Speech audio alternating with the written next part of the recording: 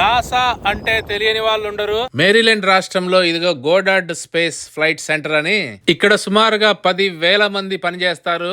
ఇక్కడి నుంచే Hubble space telescope ను 2 సంవత్సరాల క్రితం లాంచ్ చేసిన జేమ్స్ వెబ్ టెలిస్కోప్ అంతా కూడా ఇక్కడి నుంచే కంట్రోల్ చేస్తారు.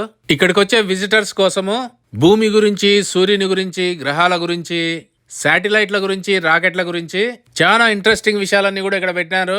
ఆకాశం నుంచి రాళ్లు భూమి మీదకి పడతాయంటే నమ్మశక్యంగా ఉండదు గాని రోజు సుమారుగా 10 నుంచి 50 రాళ్లు ఆకాశం నుంచి భూమి మీదకి పడతాయి. సైంటిస్టులు ఆ పడిన రాళ్లను బట్టి ఆ రాళ్లు ఏ గ్రహం నుంచి వచ్చినాయనేది కూడా కనుక్కుంటారు. ఇదిగో ఈ రాయి ఏమో మార్స్ అనే గ్రహం నుంచి వచ్చినది, కొన్నేమో ఆస్ట్రాయిడ్స్ అని, తర్వాత మన చంద్రుని మీద నుంచి వచ్చిన రాళ్లు.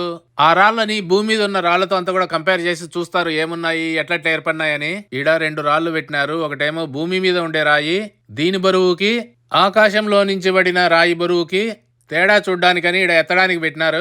ఆకాశంలోంచి పడిన ఈ రాయి చాలా బరువు ఉంది, ఎందుకంటే ఇది ఐరన్ మాదిరిగా ఉంది. సైంటిస్టులు ఇలాంటి రాళ్ళని కత్తిరించి పొట్టలో ఏమున్నాయి, ఇది ఏ పదార్థంతో తయారైంది, ఎన్ని సంవత్సరాల క్రితం తయారైంది అనేదంతా కూడా కనుక్కుంటారు. ఆకాశం నుంచి పడిన రాళ్లే గాక 1968 నుంచి 1972 వరకు 12 మంది ఆస్ట్రోనాట్స్ చంద్రుని మీద నడిచి అక్కడి నుంచి తీసుకువచ్చిన రాళ్లను కూడా స్టడీ చేసి చంద్రుడు ఎలా ఏర్పడినాడు, చంద్రుని మీద రాళ్లు భూమి మీద రాళ్లకి తేడా ఏంటి, అవి ఎలా ఏర్పడినాయని కూడా కనుక్కున్నారు. మన బుక్కులోని పేజీల మాదిరిగా రాళ్ల పొరలు కూడా ఒక్కొక్క కథను చెప్తాయన్నమాట. ఆ పొర ఏర్పడినప్పుడు అక్కడ పరిస్థితులు, వాతావరణము, జీవులు, మొక్కలు అన్నిటి గురించి తెలుసుకోవచ్చు. ఇంతవరకు మనుషులు భూమి మీద బ్రతికినారు, తర్వాత చంద్రుని మీదకి పోయినారు గాని ఇంకా వేరే గ్రహాల మీదకి గాని ఉపగ్రహాల మీదకి పోలేదు. కాబట్టి పోవడం చాలా కష్టం. కాబట్టి కొన్ని గ్రహాల చుట్టూ శాటిలైట్స్, కొన్ని గ్రహాల మీదకి అయితే రోవర్స్ అంటే రోబోట్లు వెళ్లి ల్యాండ్ అయ్యి అక్కడుండే వాతావరణాన్ని అంతా కూడా పరిశోధిస్తాయి. మనుషులు కేవలము భూమి మీదే ఎందుకున్నారు, ఇంకా వేరే గ్రహాల మీద లేరా, అసలు మన సోలార్ సిస్టమ్ ఎట్లా ఏర్పడింది, గ్రహాలు ఎట్లా ఏర్పడినాయి, ఉపగ్రహాలు ఎట్లా ఏర్పడినాయి అని కనుక్కోవడానికే ఈ సావంతా. భూమి మీద వాతావరణం ఉంటుంది కాబట్టి మనం ముక్కు ద్వారా వాసన చూడగలము. అదే వేరే గ్రహాల మీద అయితే పీల్చుకోవడానికి ఆక్సిజన్ లేదు కాబట్టి హెల్మెట్ తీస్తే ఆడ చచ్చిపోతాము. అందుకని రకరకాల గ్రహాల మీద అక్కడ ఉండే వాయువులను బట్టి ఒకవేళ మనము అక్కడ ఉండే గాలిని పీలిస్తే ఎట్టుంటది అనేది ఇక్కడ పెట్టినారు.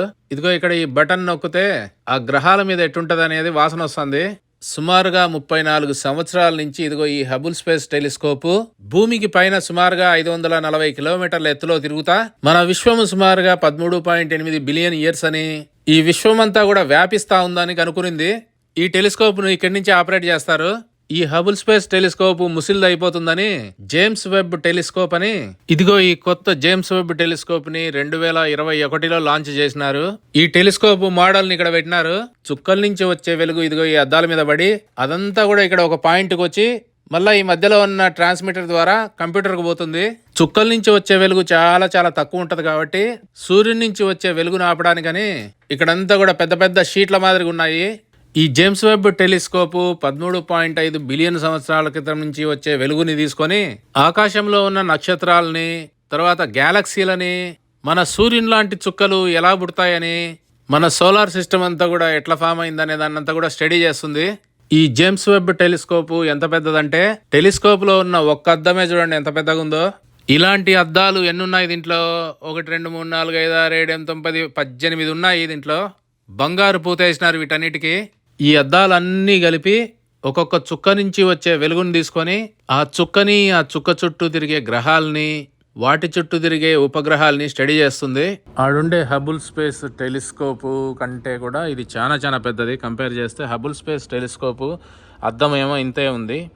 ఇదేమో జేమ్స్ వెబ్ టెలిస్కోప్ దేమో చాలా అద్దాలు చాలా ఎత్తుందనమాట. ఇది కేవలం మనిషి అంత ఎత్తే ఉంటే ఇది ఇప్పటికల్లా ప్రపంచంలో అతి పెద్ద టెలిస్కోప్ అనమాట.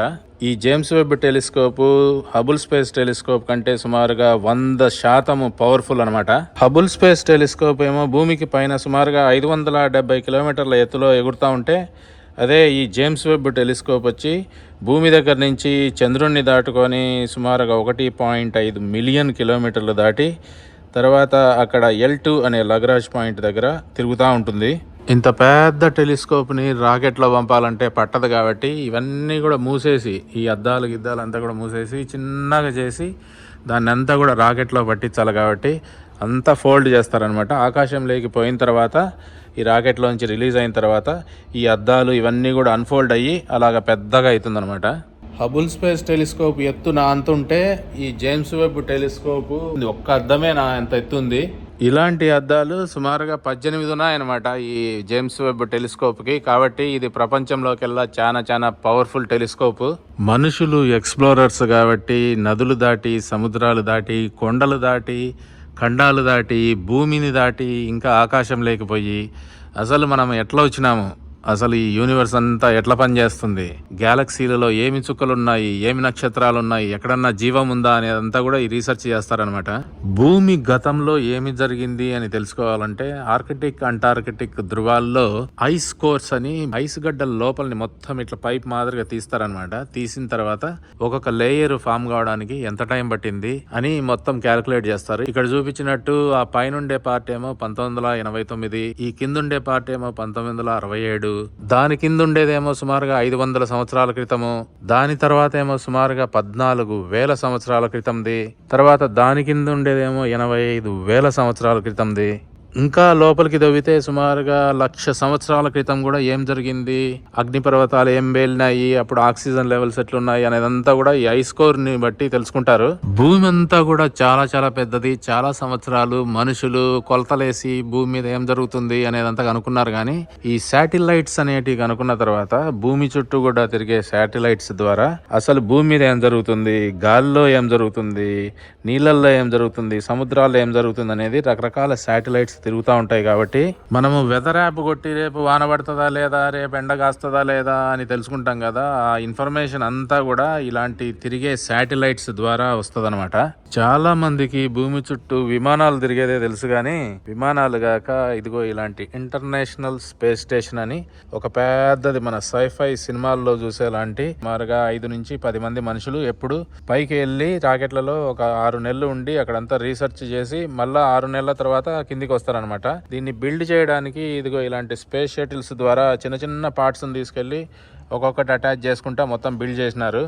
సుమారుగా 25 సంవత్సరాల క్రితము ఈ ఫస్ట్ పార్ట్ తీసుకెళ్ళి పెట్టి తర్వాత పెద్దగా బిల్డ్ చేసుకుంటా వెళ్ళారు.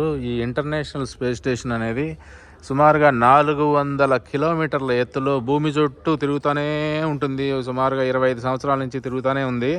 ఇది ఎంత పెద్దది అంటే సుమారుగా మనం ఫుట్బాల్ ఫీల్డ్ ఉంటుంది కదా, అంత పెద్దగా ఉంటుంది. దీని లోపల ఆస్ట్రోనాట్స్, రకరకాల దేశాల నుంచి ఉన్న ఆస్ట్రోనాట్స్ కూడా రాకెట్లో పైకి వెళ్ళి ఒక 6 నెలలు ఉండి మళ్ళీ వస్తూ ఉంటారు కిందికి.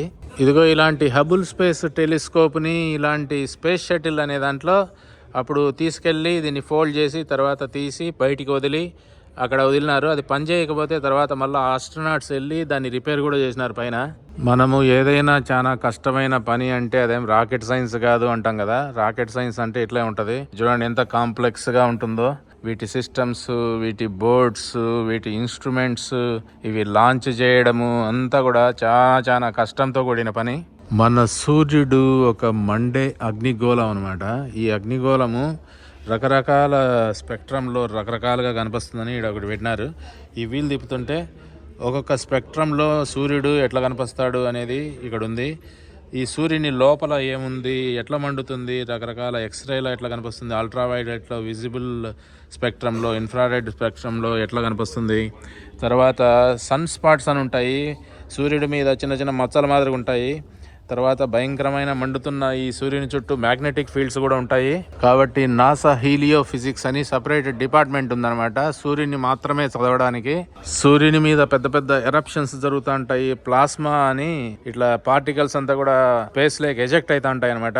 మనకు తెల్లవారితే వెలుగు వచ్చిందంటే సూర్యుని నుంచి బయలుదేరిన ఫోటాన్స్ అనమాట, లైట్ పార్టికల్స్ అనమాట.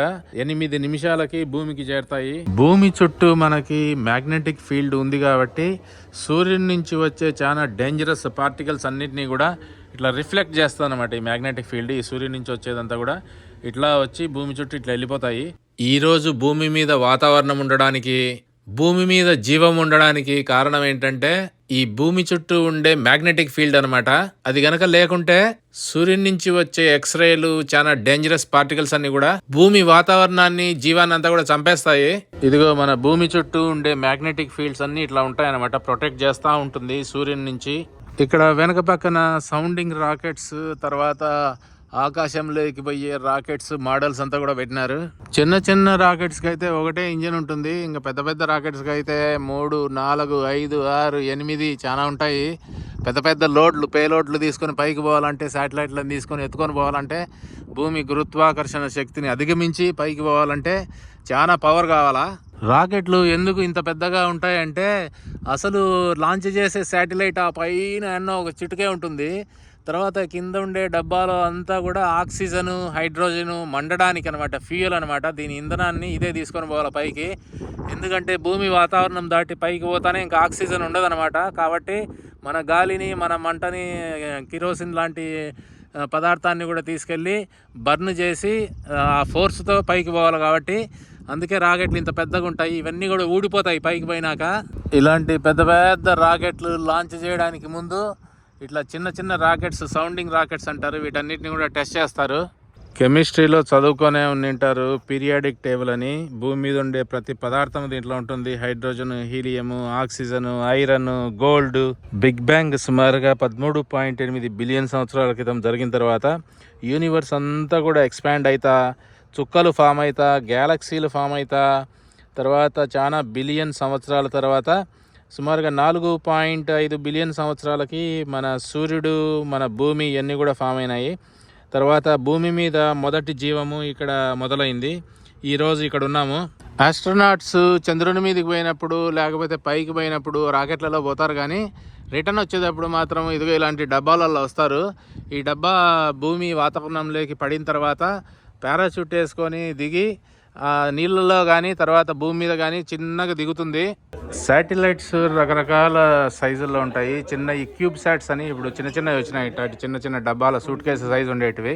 తర్వాత ఇక్కడ ఒక పెద్ద థియేటర్ రూమ్ అదురుంది. ఈ థియేటర్ రూమ్ లోపల ఇక్కడ వేస్తా ఉన్నారు. ఇక్కడ డెవలప్మెంట్ ఏం చేస్తారు, రాకెట్లు ఎట్లా లాంచ్ చేస్తారు, శాటిలైట్స్ ఎట్లా లాంచ్ చేస్తారు అనే విషయాలన్నీ కూడా స్కూళ్ళ నుంచి, కాలేజీల నుంచి పిల్లలంతా కూడా వస్తూ ఉంటారు టూర్కు ఇక్కడ. ఇంకా మన భూమి చుట్టూ గ్రహాలకి పేర్లు ఉన్నట్టు ఒక్కొక్క గ్యాలక్సీకి ఒక్కొక్క పేరు ఉందన్నమాట. రకరకాల గ్యాలక్సీలు. ఇదేమో బటర్ఫ్లై నెబులా అంట. బటర్ఫ్లై షేప్లో ఉంది కాబట్టి సీతాకోక చిలుక మాదిరిగా. తర్వాత ఇదేమో NGC 1097 అంట. మళ్ళీ గ్యాలక్సీలలో రకరకాల గ్యాలక్సీలు ఉన్నాయి. వీటన్నిటిని చూడాలంటే శాటిలైట్స్ ద్వారా, టెలిస్కోపుల ద్వారా చూడాల్సిందే. చాలా మంది టూరిస్టులు ఈ నాసా గోడార్డ్ స్పేస్ సెంటర్ అనే దాంట్లో ఇక్కడికి అంతా రకరకాల స్టూడెంట్స్ అందరు కూడా వస్తూ ఉంటారు అనమాట. ఇంకా ఇక్కడ గిఫ్ట్ షాప్ లో రకరకాల లెగో బొమ్మలు, టాయ్లు, రాకెట్లకు సంబంధించినవి, గ్రహాలకు, ఉపగ్రహాలకు సంబంధించినవి, తర్వాత టీ షర్ట్లు, తర్వాత పెన్నులు, స్పేస్ సూట్లు లాంటివి రకరకాల అమ్ముతా ఉన్నారు. ఇంకా ఇక్కడ రకరకాల మ్యాప్లు, ఇవన్నీ కూడా సూవినర్స్ మాదిరిగా ఇవన్నీ అమ్ముతా ఉన్నారు. రాకెట్ బొమ్మలు, భూమి బొమ్మలు అంతా కూడా ఉన్నాయి.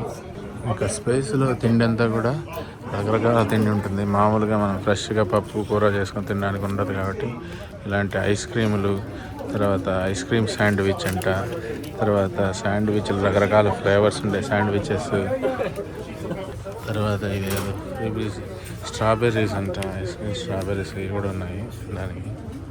భూమి పైన కూడా పొరలు కదులుతూ ఉంటాయి ఎట్టా అనేది ఇదిగో ఈ వీడియోలో చెప్పినాను. ఇది చూడండి.